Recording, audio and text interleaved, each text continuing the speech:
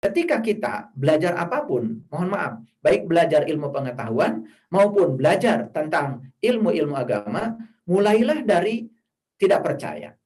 Mulailah dari suatu pertanyaan. Karena apa?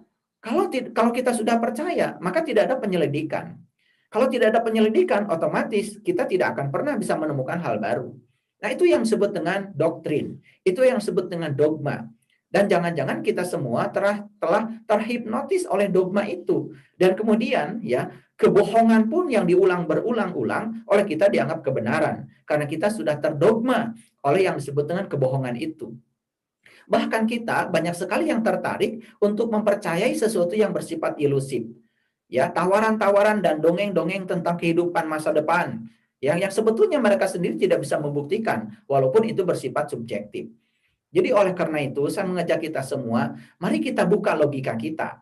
Karena sesungguhnya agama itu akal dan tidak ada agamanya bagi yang tidak berakal. Artinya, saya bisa membuktikan bahwa sebetulnya agama itu walaupun kebenaran bersifat subjektif, tapi sebetulnya dengan pendekatan saintifik itu semua itu akan bisa memberikan nilai tambah pada keyakinan kita. Misalnya yang paling sederhana saja. Ketika kita ya diberikan dogma-dogma tentang sesuatu, siapa yang melakukan ini dapat ini, siapa melakukan itu dapat pahala segini, kan itu adalah dogma-dogma sebetulnya. Padahal sebetulnya ya, kalau kita berguru kepada guru-guru yang sudah religiusitasnya sudah tingkat tinggi, saya misalkan ambil contoh saja, kitab Al-Hikam yang dikenal di Islam, yang dikarang oleh Ibnu Atha, ya. Ibnu Atha itu sebetulnya memberikan suatu indikator-indikator yang sangat empirik, ya. Ambil contoh yang sederhana. Kalau kamu ingin tahu sholatmu diterima atau tidak oleh Allah, maka kamu selidiki saja apa yang berubah pada dirimu setelah sholat. Itu kan sebetulnya, walaupun kebenaran ini bersifat subjektif, tapi didorong ya untuk kita mengalami pengalaman ilmiah. Kita harus bereksperimen. Setelah sholat saya mengalami perubahan apa? Dan ketika saya tidak mengalami perubahan apapun setelah sholat, ada apa dengan sholat saya? Mempertanyakan hal yang semacam itu kan lebih bagus daripada kemudian kita terjebak oleh angan-angan ilusif. Lalu kita kemudian berjudi. Makanya judi itu kenapa diharamkan? Bagi saya, judi yang diharamkan itu sebetulnya adalah bukan judi yang bersifat fisik. Tetapi judi yang sangat berbahaya adalah membiarkan diri kita terombang-ambing ya, ya pada masa depan yang tidak tentu. Misalkan begini, ketika ditanya, apakah sholat Anda diterima atau tidak oleh Allah? Kemudian kita mengatakan, ya sudah, terserah Allah. Nah, terserah Allah itu kan sebetulnya kita telah ya membebankan ya sesuatu ya keraguan kita kepada Allah itu sendiri. Harusnya kita menggunakan ukuran yang disampaikan oleh Ibnu Atha. Dan Ibnu Atha mengatakan, kalau kamu ingin tahu sholatmu diterima atau tidak oleh Allah, ya tanya saja perubahan apa yang terjadi pada dirimu. Perubahan kesadaran apa? Kesehatan apa? Ketika kamu takbiratul ihram, kesehatan apa yang kamu rasakan? Ketika kamu ruku dan sujud, kemudian perubahan kesehatan apa yang secara fisik kamu bisa rasakan? Ketika kamu mengafirmasi dengan bacaan-bacaan sholat, lalu kemudian afirmasi apa? Hipnoterapi apa yang bisa menyembuhkan? Karena sebetulnya tidak mungkin ya sekelas Nabi Muhammad mengajarkan sesuatu kepada kita, kemudian tidak ada argumennya.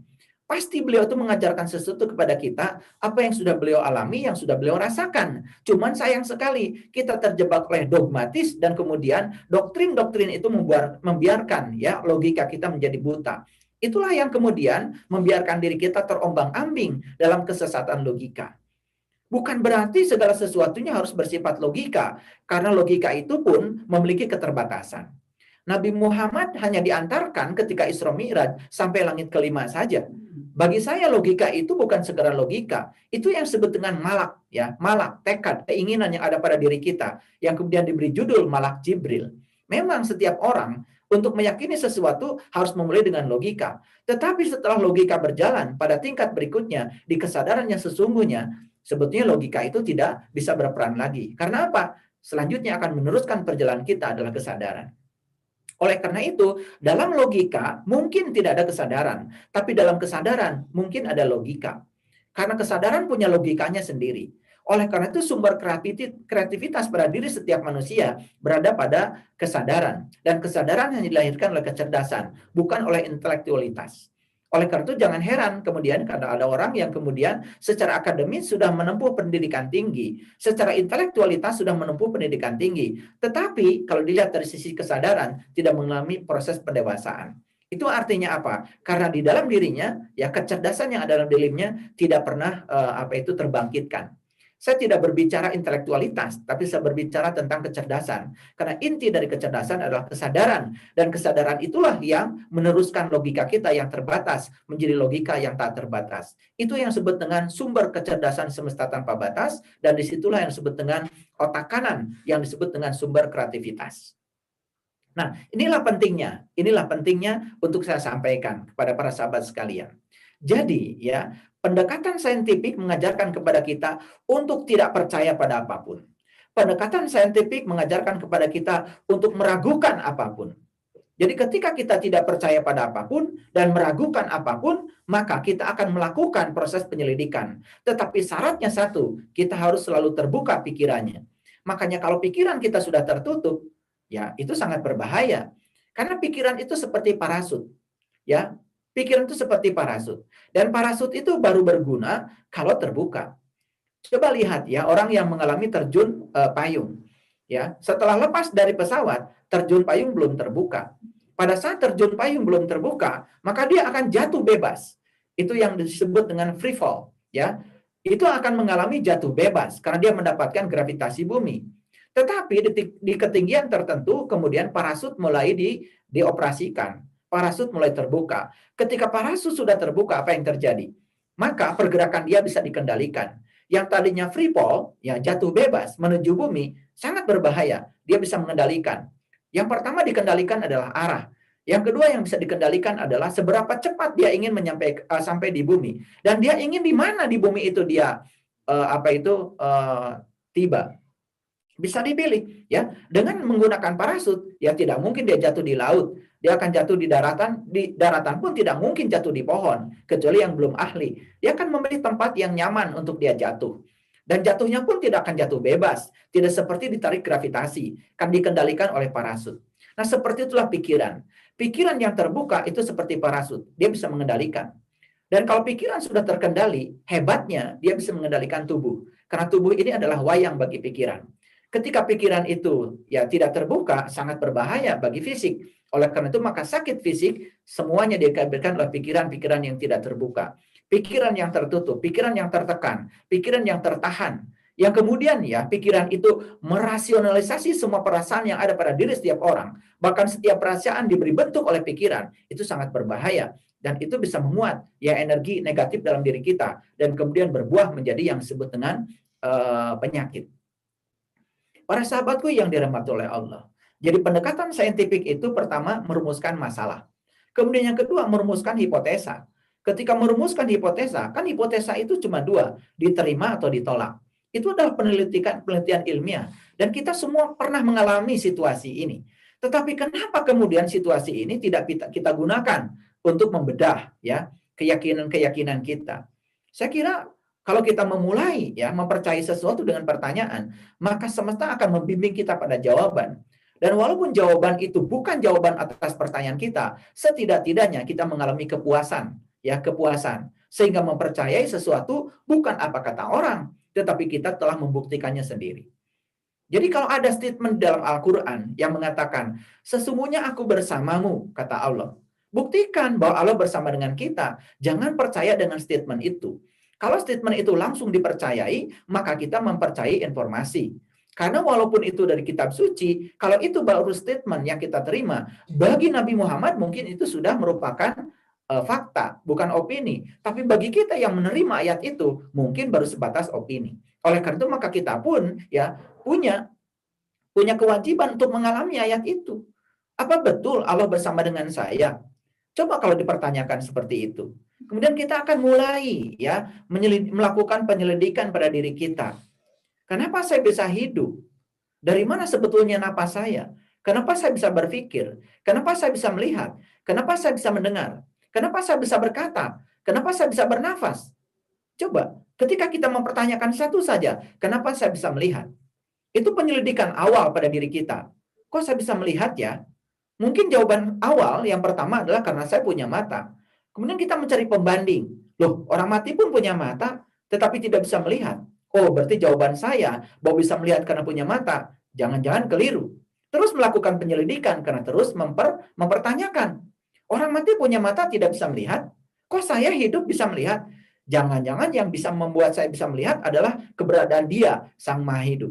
Lalu kemudian kita mulai menyelidiki tentang sifat-sifat Allah. Oh, ternyata Allah itu Maha melihat. Dan ternyata bagian dari dirinya telah ditiupkan ke dalam diri kita yang disebut dengan ruh. Jadi kalau bagian dari dirinya Allah yang Maha melihat sudah ditiupkan ke dalam diri kita dan kita bisa melihat, kemudian kita bisa mendapatkan kesimpulan. Oh, jangan-jangan kita bisa melihat karena kehadiran Allah yang Maha Hidup pada diri kita. Jadi siapa sesungguhnya yang melihat itu? Mata itu hanya sarana untuk melihat, tetapi penglihatan itu sendiri bukan terletak pada mata. Kita bisa melihat karena kita hidup, kita bisa mendengar karena kita hidup, kita bisa bicara karena kita hidup, kita bisa bernapas karena kita hidup.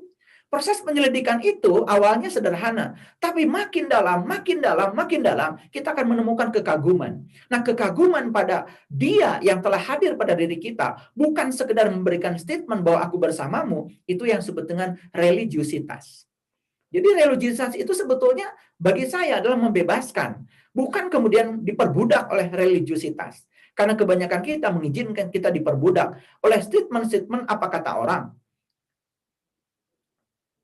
Dan itu sangat berbahaya. Itu adalah doktrin, itu adalah ideologi, itu keyakinan yang dipaksakan. Itu bertentangan dengan ayat yang mengatakan la ikraha fiddin. Makanya kalau kita lihat ayat itu lanjutannya, la ikraha fiddin. Qad tabayyana rusdu minal goy. Di situ ada kata-kata rusdu dan goy. Bagi saya, rusdu itu bukan kebenaran, tapi rusdu itu adalah kecerdasan dan goy itu adalah kebodohan. Jadi sebetulnya sangat beda antara orang yang cerdas dengan orang yang bodoh. Orang yang cerdas selalu mempertanyakan, sedangkan orang yang bodoh selalu menerima. Jadi oleh karena itu, maka ketika kita menerima dogma, doktrin, ideologi, keyakinan yang dipaksakan, sebetulnya kita sedang membodohi diri kita sendiri. Rusdu itu dari kata irsyad. Irsyad itu artinya kecerdasan. Oleh karena itu, maka orang yang cerdas disebutnya juga mursyid. Nah, mursyid kemudian sering sekali dipanggil oleh kebanyakan orang ya dalam ajaran spiritual dengan kata-kata guru. Jadi istilah lain dari guru adalah mursyid ya. Padahal guru dengan mursyid itu berbeda. Ya, kalau guru itu dari gu dan ru, dan gu itu artinya adalah kegelapan dan ru artinya cahaya. Jadi guru itu adalah orang yang bisa mengantarkan seseorang dari kegelapan menuju cahaya.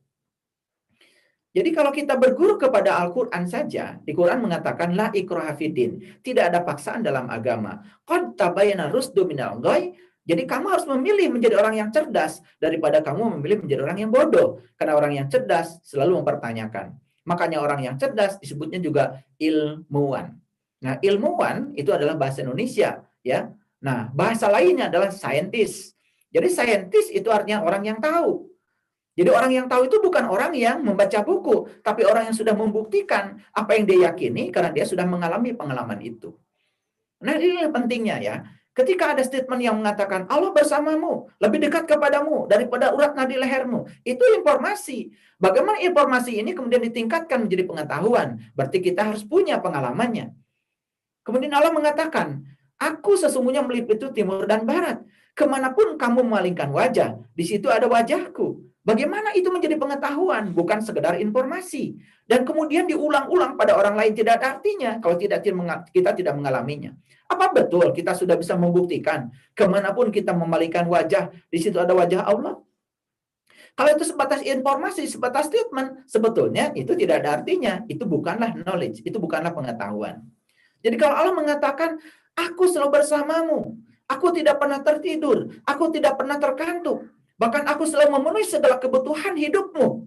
Buktikan, rasakan, alami. Kalau statement itu sudah menjadi suatu pengalaman bagi kita. Dan banyak lagi yang harus kita elaborasi. Makanya saya mengajukan satu tesis bagi kita semua. Cobalah mulai. Segala sesuatu itu dimulai dengan tidak percaya. Segala sesuatu dimulai dengan meragukan. Itulah yang disebut dengan pendekatan saintifik. Karena kalau kita memulai sesuatu dengan percaya, penyelidikan sudah berhenti. Kalau penyelidikan sudah berhenti, kita tidak punya kesempatan untuk menemukan yang namanya kebenaran. Walaupun kebenaran itu bersifat relatif, tetapi kalau kita melakukan penyelidikan demi penyelidikan, lama-kelamaan kita akan menemukan yang disebut dengan kebenaran. Walaupun ya di ruang dan waktu yang kita temukan. Karena kebenaran yang sejati tentu saja prosesnya sangat lama. Karena kebenaran yang sejati pun ya prosesnya tanpa batas. Para sahabatku yang dirahmati oleh Allah. Jadi kalau di dalam agama tidak ada paksaan, jelas kita tidak boleh memaksakan kepercayaan pada diri kita. Harus percaya ini, harus percaya itu. Tidak ada kata-kata harus percaya. Kan harus percaya itu adalah doktrin. Harus percaya itu adalah dogma. Harus percaya itu ideologi. Harus percaya itu adalah keyakinan yang dipaksakan. Dan ketika kita kemudian menganut dogma-dogma yang semacam itu, logika kita tidak berkembang, otomatis spiritual kita pun tidak akan pernah berkembang. Makanya kesadaran tidak pernah berkembang. Oleh karena itu saya katakan di tempat ini, bahwa sesungguhnya tujuan dari agama, tujuan dari spiritual, itu sebagai satu, memperluas kesadaran. Karena ketika kesadaran diperluas, buahnya adalah kepasrahan. Kepasrahan yang saya maksud bukan menyerah. Tapi kepasrahan yang saya maksud adalah melepaskan semua medan energi negatif pada diri kita. Sehingga rasa-rasa negatif itu tidak ada lagi. Karena rasa sangat berbahaya. Rasa itu adalah gerbang menuju realitas. Ketika kita punya rasa negatif, itu akan menjadi realitas. Ketika kita punya rasa positif, itu juga akan menuju realitas. Jadi realitas yang akan terjadi di sekitar kita tergantung bagaimana rasa kita. Dan rasa itu dibangun oleh 3 hal. Yang pertama pikiran, yang kedua kata-kata, yang ketiga tindakan. Ketika kita mengulang-ulang pikiran tertentu, kemudian membicarakan berulang-ulang pembicaraan tertentu, dan melakukan tindakan tertentu secara berulang-ulang, itu akan membangun rasa. Dan ketika rasa sudah menjelma, apalagi rasa negatif, itu sudah dekat menuju realitas. Tapi kalau rasa yang terbentuk adalah rasa positif, insya Allah realitasnya akan positif. Jadi agama dan spiritual sesungguhnya mengajarkan kepada kita untuk memperluas kesadaran. Nah, memperluas kesadaran buahnya adalah kepasrahan.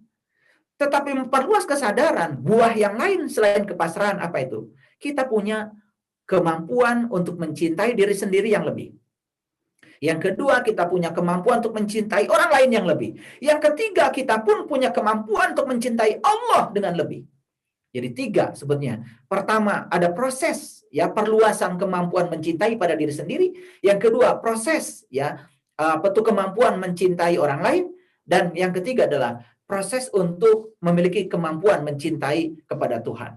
Nah, ketika cinta ini sudah tumbuh pada diri kita, maka ego pada diri kita bukan lagi diekspresikan, tapi ego itu dipasrahkan. Dan saya berulang kali mengatakan bahwa ego itu seperti luka yang menganga. Ego itu seperti luka yang terbuka. Lihat kalau orang punya luka yang terbuka, sedikit tersenggol pasti sakit. Jadi sebetulnya untuk tahu apakah ego saya tinggi atau rendah, lihat saja Anda mudah tersinggung atau tidak.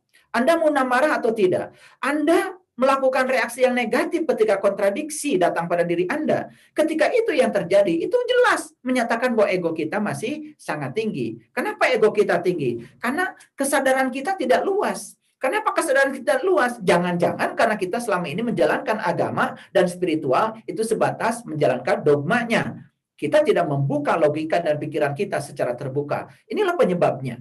Oleh karena itu maka saya mengambil tema yang kecil ini supaya kita menjadi pakar. Supaya kita menjadi ahli. Karena yang namanya ahli itu bicara banyak untuk sesuatu bidang yang sangat sedikit.